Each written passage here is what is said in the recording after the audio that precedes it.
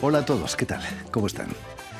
Estoy seguro que en los largos meses del confinamiento debido a la pandemia, muchos de ustedes se lanzaron a la lectura de grandes obras literarias como La Recherche del tiempo perdido de Proust o los 2 volúmenes del Quijote. Nuestra invitada de hoy, la psicóloga y poeta peruana María Rojo, decidió, por su parte, terminar un libro sobre los beneficios de la poesía en nuestra salud mental. Poesía que además es un arma cargada de futuro, como escribió Gabriel Celaya. Aquí, la voz de María Berasarte.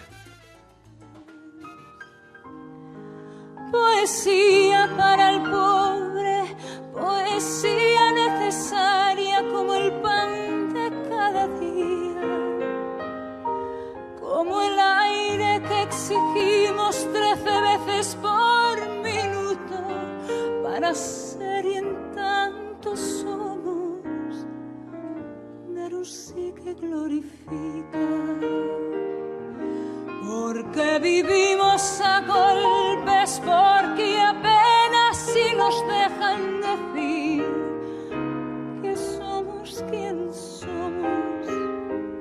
Nuestros cantares no pueden ser sin pecado un adorno. Estamos tocando el fondo, estamos tocando el fondo.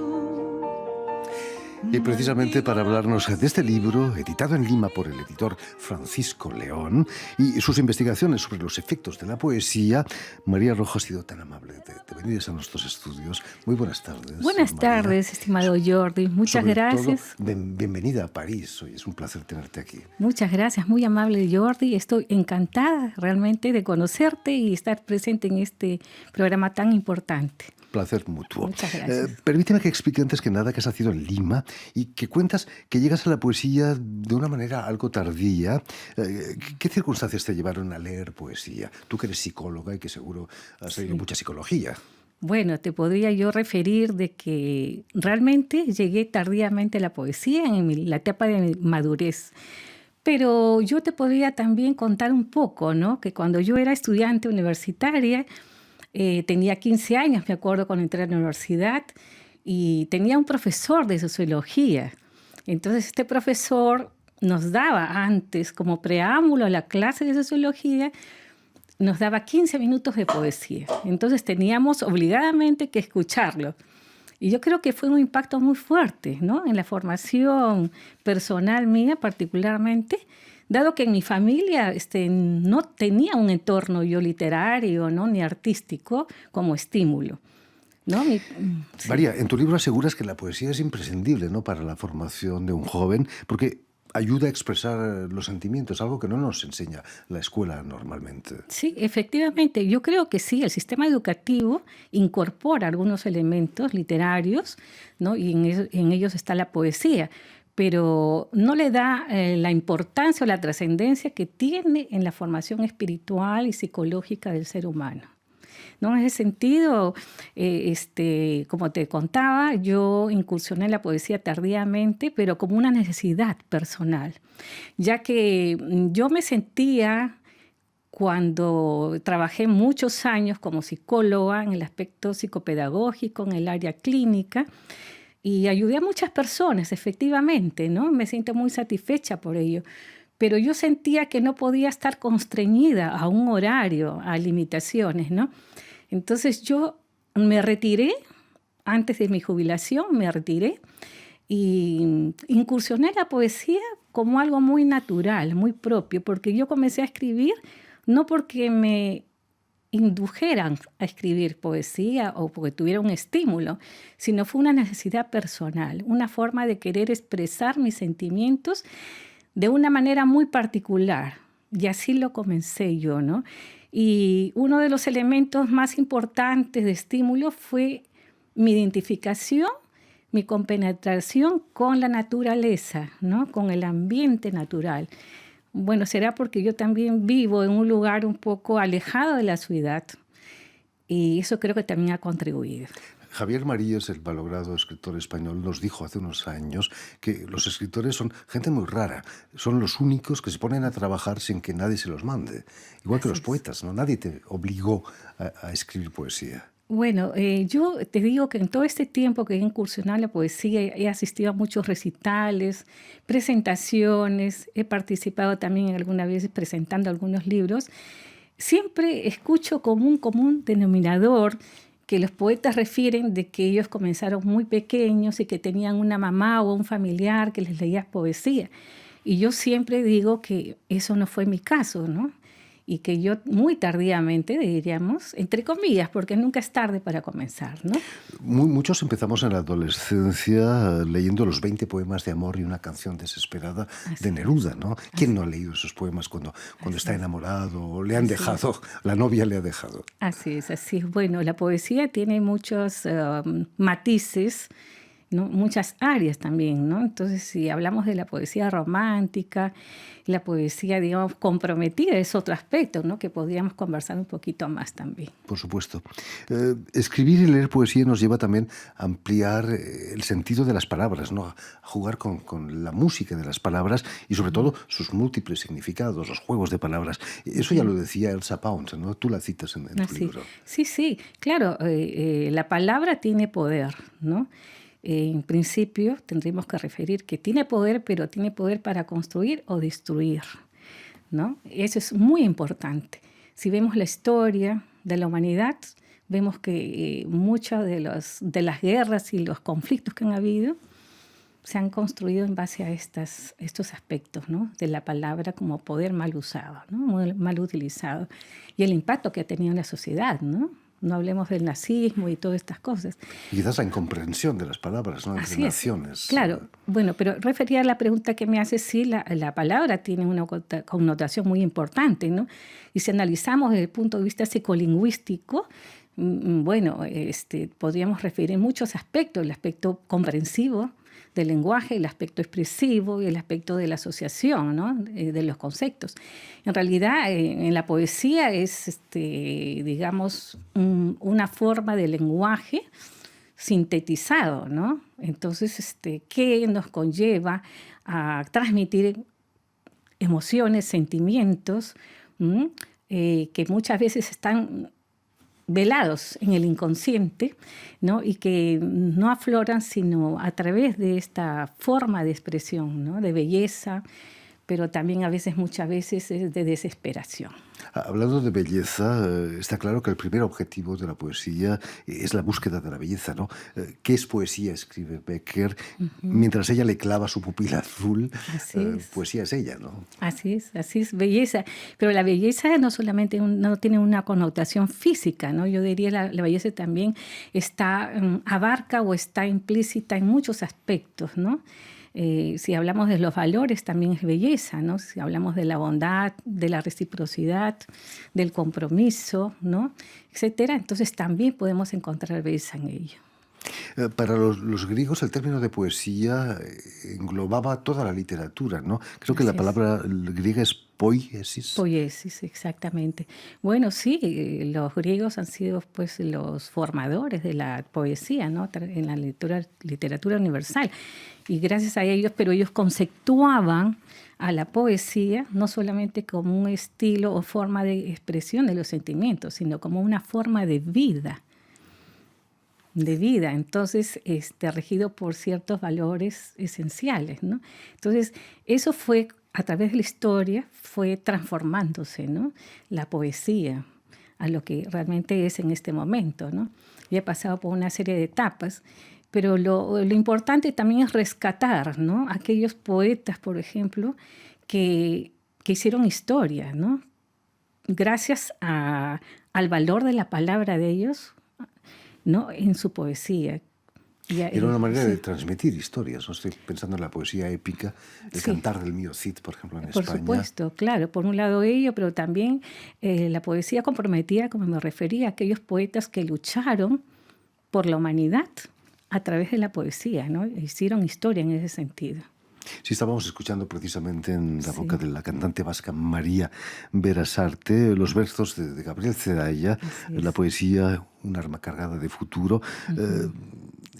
Ha desempeñado un papel muy importante, ¿no? Ese arma de futuro en las luchas sociales del siglo XX, ¿no? Sí, exactamente, ¿no? Yo diría más que arma, un instrumento, ¿no? Cargada de futuro. ¿Por qué? Porque pienso que el instrumento lo puede uno tocar de diferentes formas, ¿no? Yo estaba pensando y reflexionando sobre ello. Pues la palabra arma es un poco dura, ¿no? Tiene una connotación a veces peyorativa, ¿no? En la Guerra Civil Española se hablaba de poesía de combate, ¿no? Ajá, claro que sí, ¿no? Entonces yo estaba reflexionando sobre esta palabra, ¿no? La connotación, y decía, podría ser un instrumento, ¿no? Entonces, cada cual puede tocarlo de la forma o la interpretarlo de la manera como uno cree o considere conveniente, ¿no? Lo importante es ¿para qué sirve la poesía? ¿Qué impacto tiene en la humanidad? Y efectivamente, ¿no? En este libro, que bueno, me llevó varios años realizarlo, te cuento, Jordi, porque es un libro que tiene un proceso, ¿no? Un proceso de investigación. Lo inicié realmente cuando comencé yo a incursionar en la poesía. Entonces yo me planteé, ¿por qué tantas personas, al menos lo que yo veía en Lima, ¿no? Con tanta necesidad de poder expresar a través de la poesía? Y muchos o algunos de los poetas, al saber que yo soy psicóloga, se me acercaban al final de las sesiones poéticas y a veces me contaban su drama personal. Entonces eso me llevó a investigar más sobre el trasfondo de la poesía. ¿Por qué de la poesía y para qué de la poesía?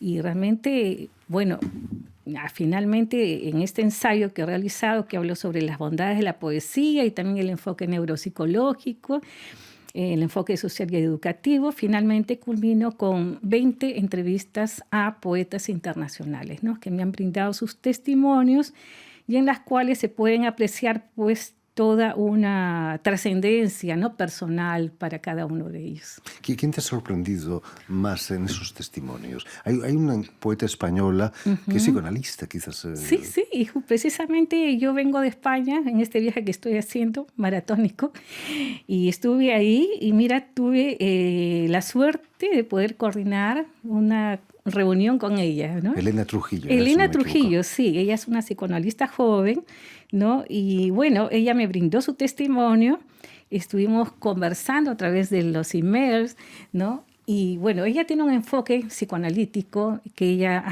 refiere de que la poesía en realidad no viene a ser una herramienta terapéutica, ¿no? Sino que está dentro de lo que viene a ser el proceso, digamos, de incursión del ser humano, pero no como una herramienta psicoterapéutica.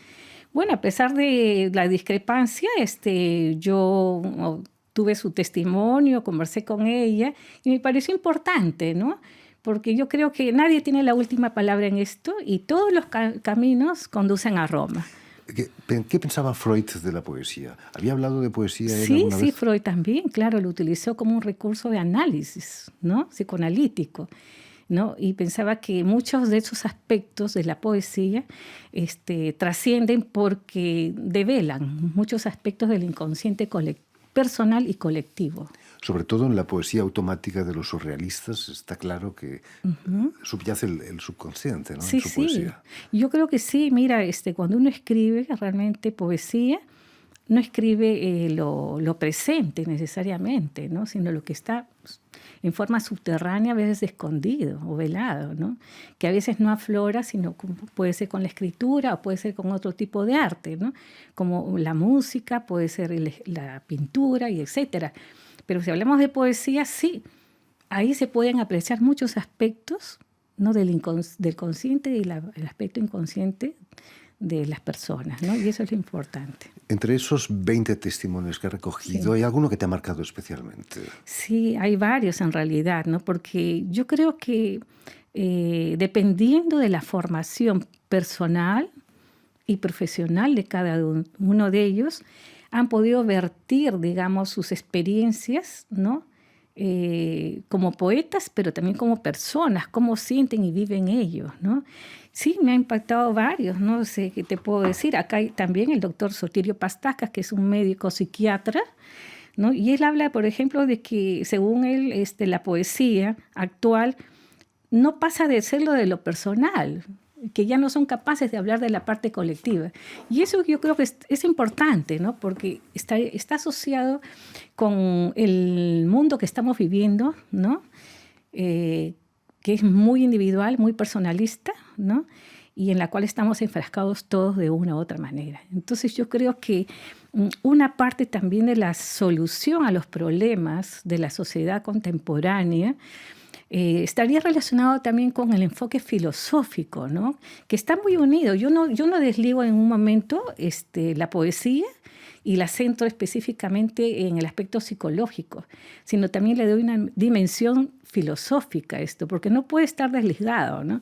Entonces, yo creo que, por ejemplo, si hablamos de Emmanuel Levinas, si hablamos de la otredad, el enfoque que tiene él es muy importante, ¿no? Para poder tratar de cambiar la sociedad actual en que vivimos, ya que estamos centrados en nosotros mismos y no nos fijamos en el otro. No tenemos esa capacidad, la bondad que hablamos a veces de poder mirar a la otra persona y estar con ella, ¿no? Entre comillas. Entonces, yo creo que ese es un aspecto importante que se rescata tanto del doctor Sotirio Pastakas, que es uno de los testimonios, ¿no? Como también de Emmanuel Levinas, que nos habla de la importancia de la otredad. A mí particularmente te cuento que me pasó una anécdota bien curiosa en este proceso poético. Yo me acuerdo que tuve un amigo que lo conocí por internet, español, que vive en Francia, ¿no? No lo conozco personalmente, pero bueno, hicimos amistad y al enterarse que era psicóloga, me comenzó a contar su tragedia. Él había muerto su esposa, su pareja, era una matemática famosa francesa, ¿no? Se llamaba Sophie. Entonces yo realmente me compenetré mucho con el personaje, ¿no? Nunca habíamos hablado ni por teléfono ni por la pantalla, etcétera, pero eran emails, ¿no? Y bueno, me gustó mucho la forma que él me refería a la problemática y yo me compenetré con la problemática de él, con ese proceso de duelo, ¿no? Lo acompañé, mejor dicho, en su proceso de duelo.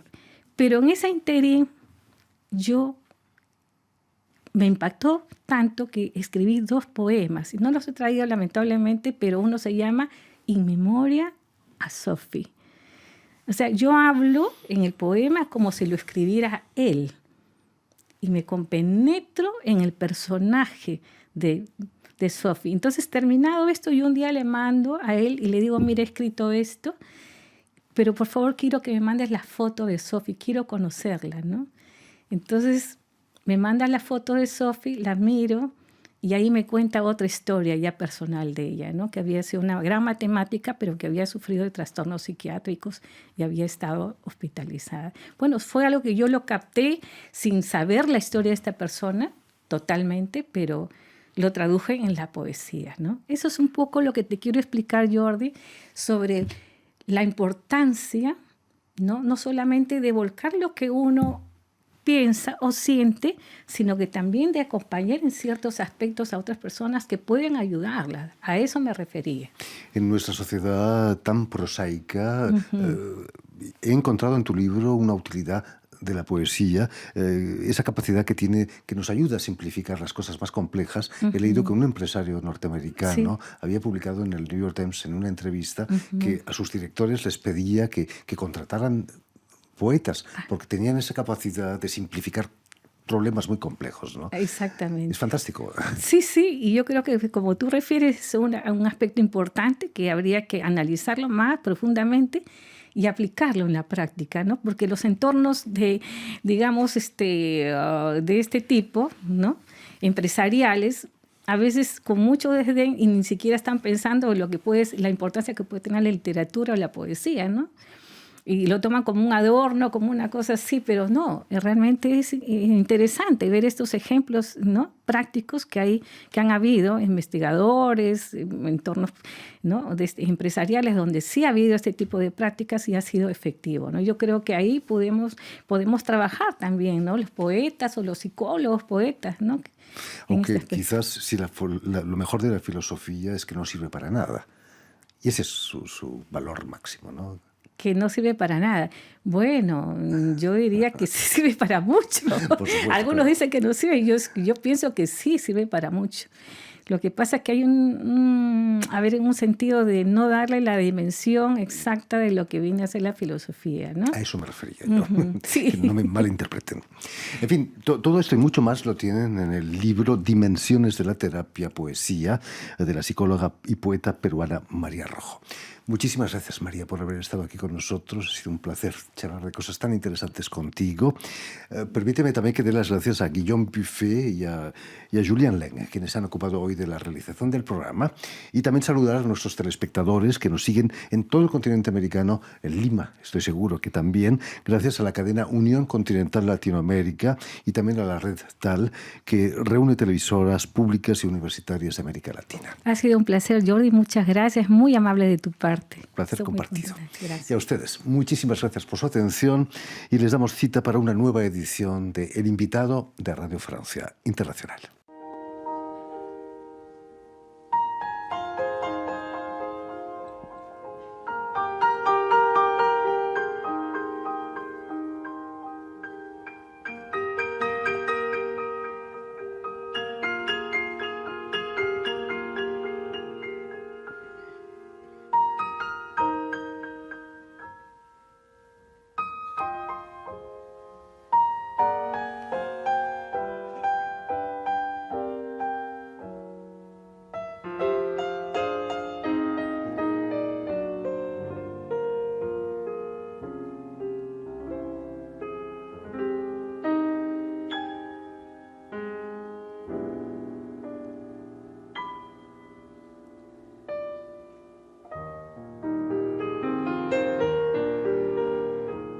Cuando ya nada se espera personalmente exaltante, más se palpita y se sigue más acá de la conciencia, fieramente existiendo, ciegamente afirmando, como un pulso que golpea las tinieblas, que golpea las tinieblas.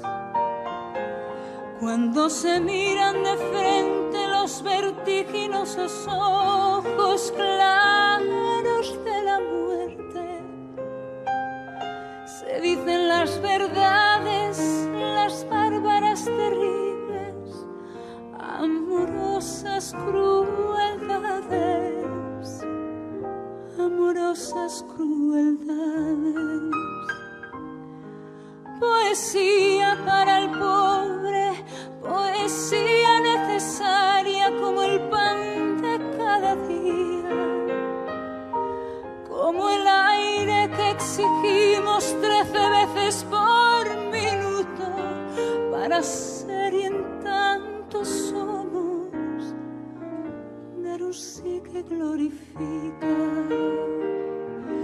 Porque vivimos a golpes, porque apenas si nos dejan decir que somos quien somos.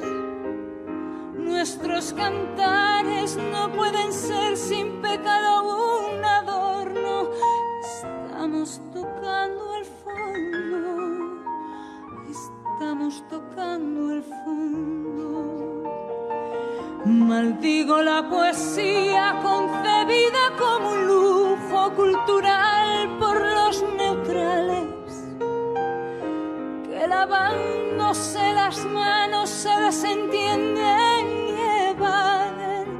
Maldigo la poesía de quien no toma partido hasta mancharse.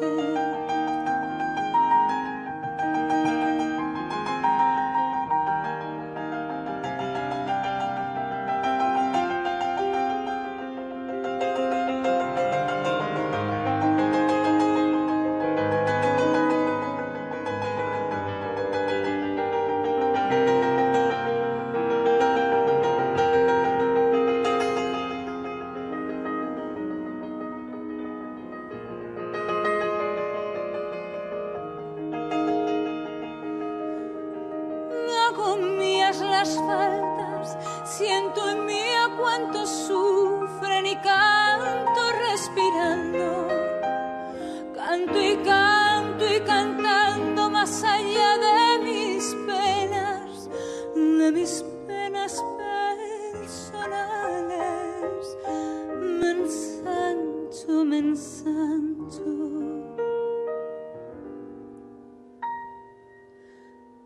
No es una poesía gota a gota pensada, no es un bello producto, no es un fruto perfecto. Es lo más necesario, lo que no tiene nombre, son gritos en el cielo.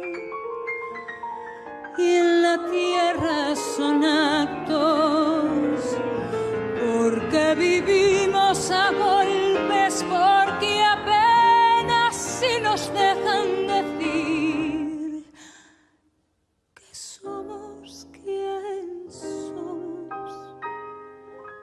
Nuestros cantares no pueden ser sin pecado un adorno. Estamos tocando